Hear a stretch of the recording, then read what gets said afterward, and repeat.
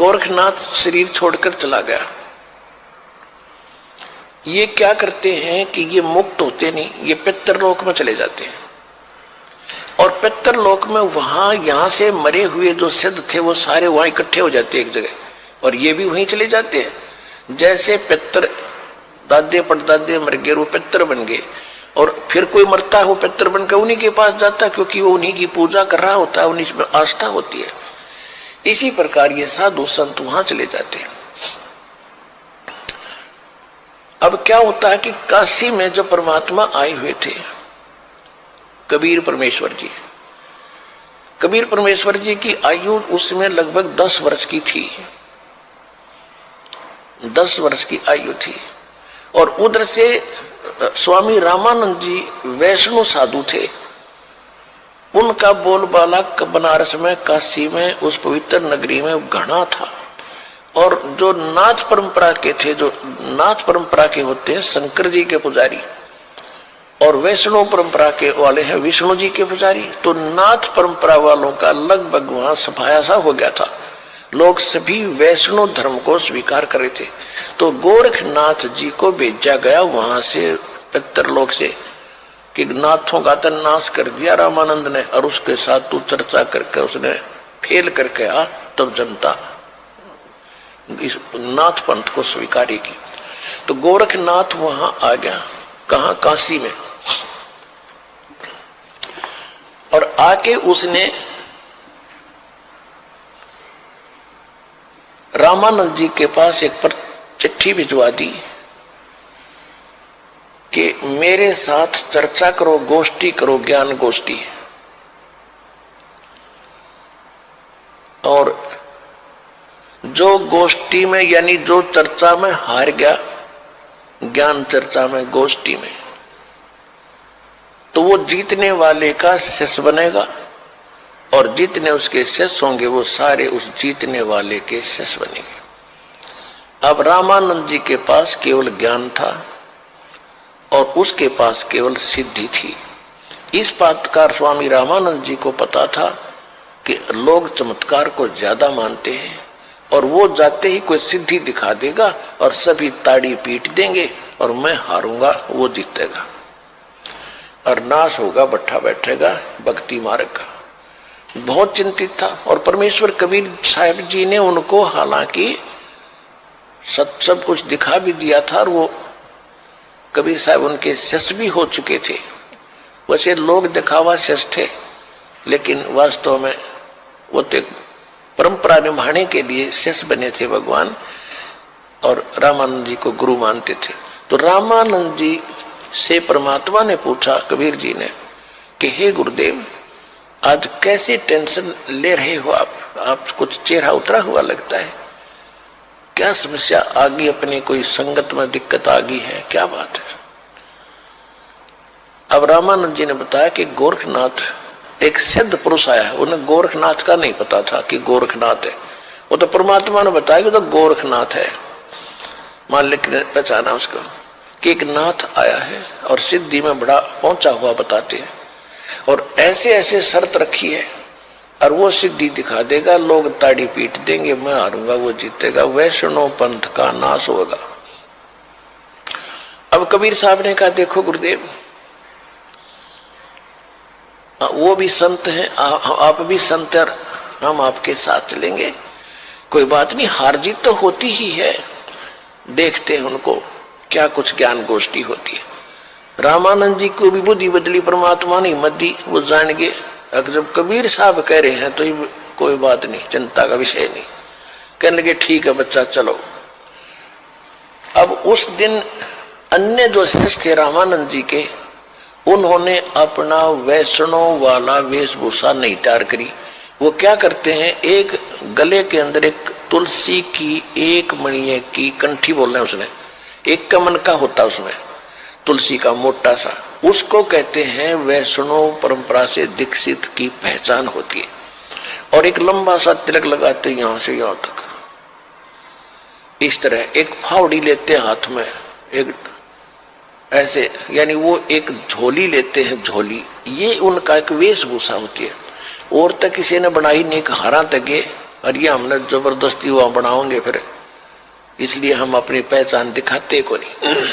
उस दिन कबीर साहब सारा वो वैष्णव परंपरा वाले सारे श्रृंगार करके गए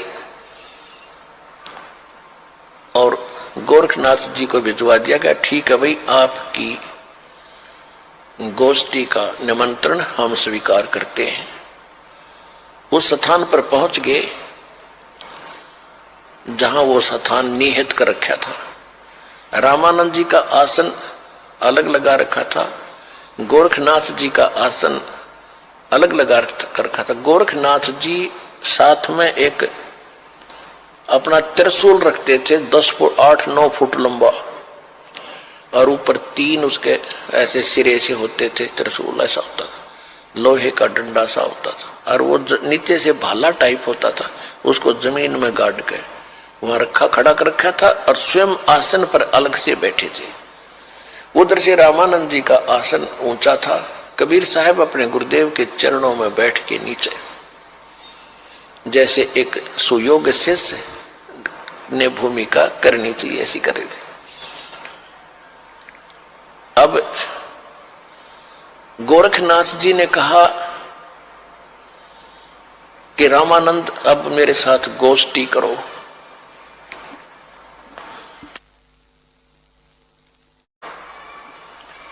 अब थोड़ी सी वाणी सुनाते हैं आपको, फिर उसके बाद कथा सुनाएंगे।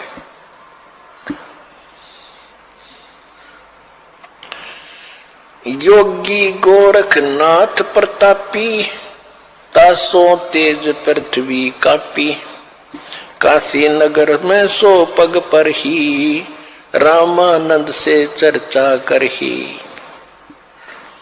चर्चा में गोरख जय पावे, कंठी तोड़े तलक छुड़ावे। सत्य कबीर शिष जो भयहु, ये वृंतांत सो सुन लेहु। गोरखनाथ के डर के मारे, वैष्णव नहीं भेख संवारे। तब कबीर आज्ञा अनुसारा, वैष्णव सकल स्वरूप संवारा।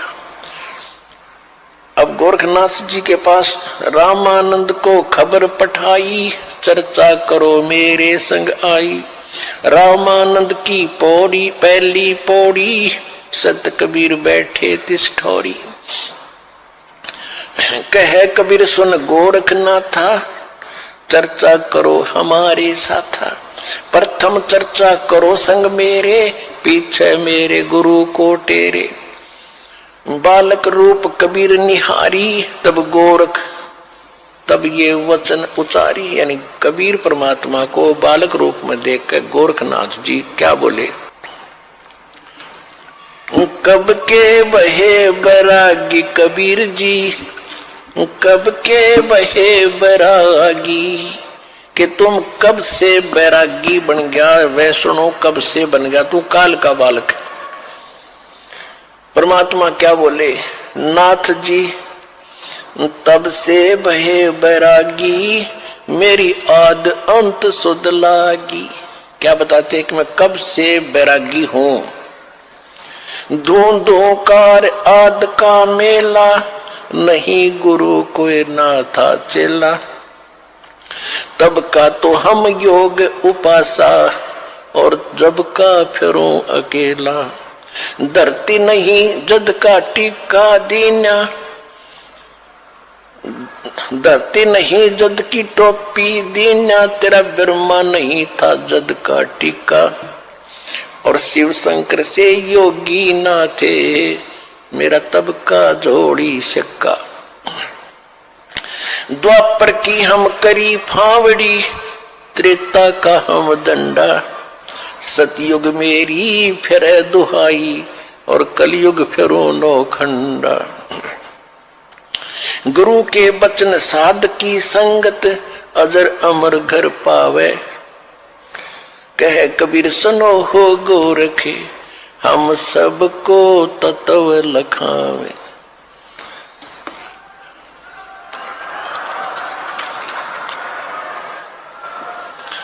कि ए गोरखनाथ, मैं जब तक ना ब्रह्मा था ना विष्णु था, उससे पहले का हूं मैं।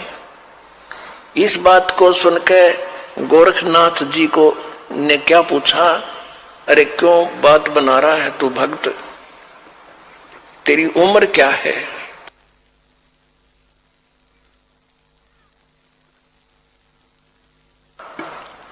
अब क्या बताते हैं परमात्मा, जो बूझे सोए बावड़ा, जो बूझे सोए बावरा, क्या है उम्र हमारी, असंख्य योग पर ले गए हम तब के ब्रह्मचारी, कोटि निरंजन हो गए पर लोक सिधारी, हम तो महबूब हैं भाई सदा ब्रह्मचारी।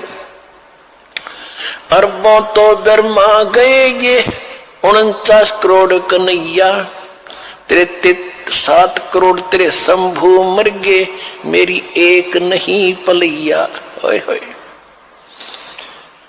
कहते हैं करोड़ों निरंजन मर गए, अलख निरंजन 21 ब्रह्मांड के स्वामी, और कहते हैं अरबों तो ये ब्रह्मा मर गए और 49 करोड़ विष्णु ये तेरे कन्हैया, और 7 करोड़ तेरे शंभु मर गए, मेरी एक नहीं पलैया। अब भी शंकर जी का पुजारी नाथ जी थे, और जब ये कहा कि तेरे शंभु भी मर लिए 7 करोड़ और मेरी एक भी पल आयु की नहीं घटी है, अर्थात मैं अविनाशी हूं। कोटन नारद हो गए ये मोमंद से चारी, देवताओं की गिनती नहीं ये क्या सृष्टि बेचारी, नहीं बूढ़ा ना बालक और ना कोई भाट बेखारी, कहे कबीर सुनो हो गोरख यह उम्र हमारी। अब गोरखनाथ जी ने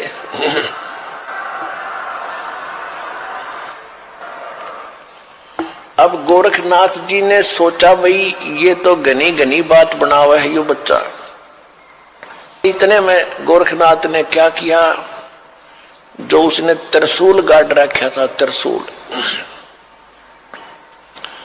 आसन से उठा, सिद्धि से नो का नो आसन पदम लगाए लगे ऐसा उठा और उस त्रिशूल के ऊपर जा बैठा। ये देखिएगा।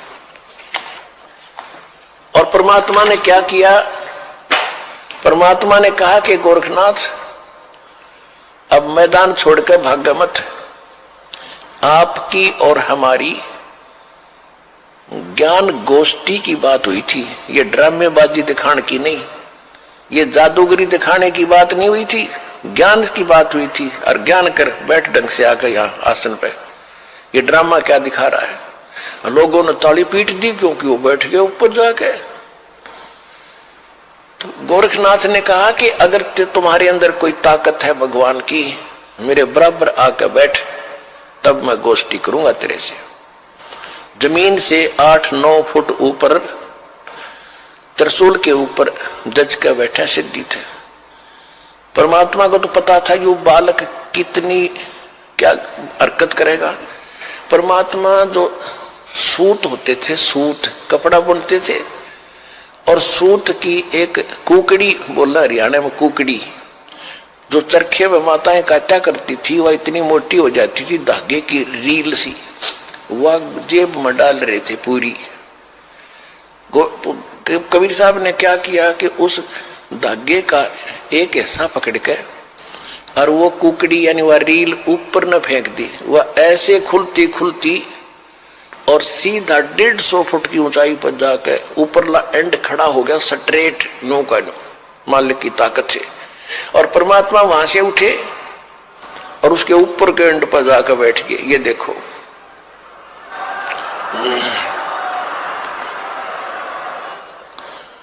अब वो नाथ जी बोना सा दिखे, 150 फुट का 9 फुट ऊंचाई। अब गोरखनाथ जी, कबीर साहब ने कहा कि ले नाथ जी, अगर बराबर बैठ के ही चर्चा करनी है तो आजा बेटा यहां मेरे बराबर में। अब देखो, ऐसी बात नहीं है कि गोरखनाथ तो आकाश में उड़ जाता था, उड़ सकता था, लेकिन एक तो चुंबक होता है। परमात्मा तो सिद्धियों के भंडार हैं, और सिद्धि क्या जैसे यह घड़ी है, यह सिद्ध कर दी मैकेनिक ने, और यह चल रही है सुइयां, और इसको चुंबक के सामने कर दो वहीं स्थिर हो जाएंगी, चल नहीं सकती। तो वो सिद्धियां परमात्मा ने पहले उसकी सिद्धि फेल करी। अब गोरखनाथ जी ने सोचा ऊपर न उठो, थोड़ा सा उठा, धड़ाम दे से नीचे आके गिरा। भाई की डुड्डी और डिग्गी होती। गोरखनाथ को पहली बार अपनी कोई हार महसूस हो रही थी उस जीव, पिछले जब तक वो सोदी में था। और कहते पहलवान होता है ना, तो कांटे के जो रेसलर होते हैं वो तो थोड़ी सी बात पर समझाते कहाँ मेरी हार होगी, और जो कंचने से होते हैं ना वो दे चढ़वा के मान्या करें। अब गोरखनाथ समझ गया कि ज्यादा बहस करने की कोई आवश्यकता नहीं, ये कोई आम व्यक्ति नहीं है। तब उसने कहा कि हे कबीर जी, आप नीचे आ जाओ, अब मैं आपसे आपका ज्ञान सुनूंगा। तब परमात्मा ने उसको सारी सृष्टि रचना सुनाई। तो परमात्मा ने कहा कि आपकी एक शर्त भी थी कि जो हारेगा वो चेला बनेगा। आप हार गए, अब बनो चेला मेरा। गुरु जी का तो बाद में बनिए, पहले मेरा बने। तो वो कहने लगा जी ऐसा है, मैं कुछ ज्ञान और सुनूंगा, मैं प्रश्न उत्तर करूंगा। परमात्मा बोले कि कर ले, क्या प्रश्न उत्तर करेगा। तो उसने परमात्मा ने फिर परमात्मा कहा कि आप ही बताओ मुझे कि आप कहां से आए, आप कौन हो। ले मैं बताता हूं कौन हो। परमात्मा बोले सुन ले। अवगत से चल आया, मेरा कोई भेद मर्म ना पाया। अवधू अवगत से चल आया, अवधू अवधूत, हे गोरखनाथ मैं अवगत से चला आया, जिसके बारे में कोई नहीं जानता। तेरा ब्रह्मा जानता, ना तेरा शंकर जानता, ना विष्णु जानते। अवधू अवगत से चल आया, मेरा कोई भेद मर्म ना पाया। मात पिता मेरे ना मेरा जन्म न गर्भ बसेरा, बालक बन दिखलाया, काशी नगर जल कमल पडेरा, तहां जुलाहे न पाया। मात पिता मेरे कछु नाही, ना मेरे घर दासी, जुल्ला का सुत आन कहाया, जगत करो मेरी हासी। मात पिता मेरे कछु नाही, ना मेरे घर दासी, ये जुल्ला का सुत आन कहाया, जगत करे मेरी हासी। पांच तत्वों का धड़ना मेरे, ये पांच तत्वों का धड़ना मेरा, जानो ज्ञान अपारा, सत स्वरूपी नाम साहेब का, ओहे नाम हमारा। अदर दीप सतलोक में, अदर दीप भवन गगन गुफा में, तान निज वस्तु सारा, तेरा ज्योत स्वरूपी अलख निरंजन, वो डरता ध्यान हमारा।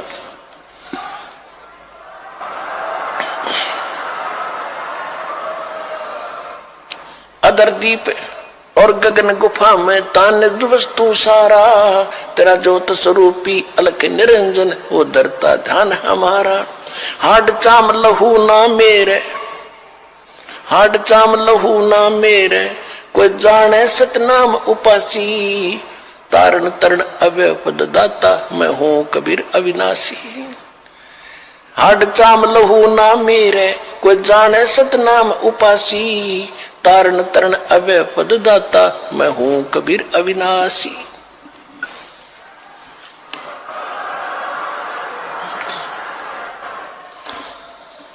अपने आत्माओं सूक्ष्म वेद में फिर गरीबदास जी ने बताया है कि गोरखनाथ सिद्धि में भूला, यथार्थ मार्ग को छोड़कर सिद्धि में भूल गया मार्ग को। गोरखनाथ सिद्धि में भूला और टूने टामण हांडा फूला। ये मुर्दे तक को जीवित कर दे, पहाड़ को सोना बना दिया। इनको तो गरीबदास जी कहते वो मूर्ख टूने टामण करता फिरता था, उसको क्या मिला जीवन में? महिमा तो होगी पर मोक्ष रह गया। मन तो सुख के सागर बस रे भाई और ना ऐसा यस रे, भाई तो सुख के सागर बस रे भाई और ना ऐसा यस रे। देखो इसको कहते तत्व ज्ञान, इसको कहते सुख संवेद।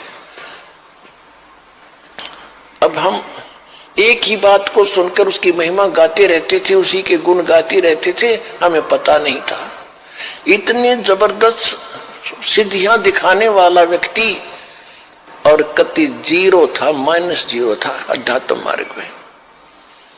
अब गोरखनाथ कहते हैं गोरखनाथ सिद्धि में बुल्या और टूणे टामण हंडे फुल्या और जंतर मंत्र जोग निभाई और काल चक्कर जम जोरा खाई, तुम हो जम की फर्दी माही।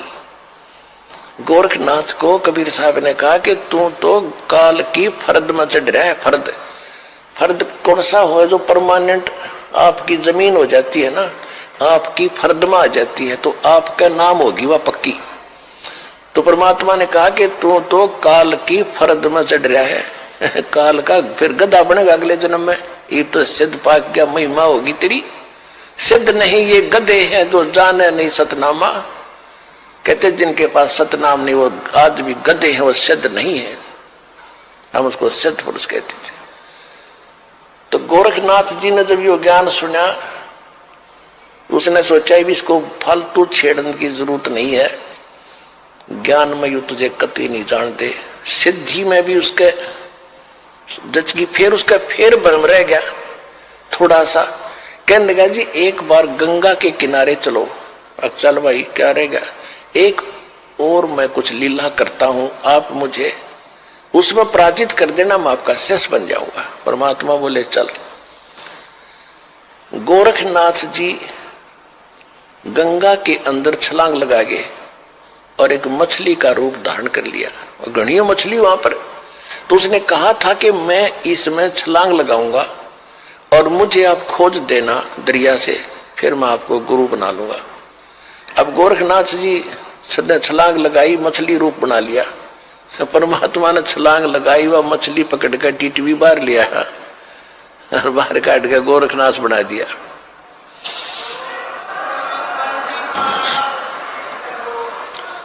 फिर गोरखनाथ चरणों में गिर गया।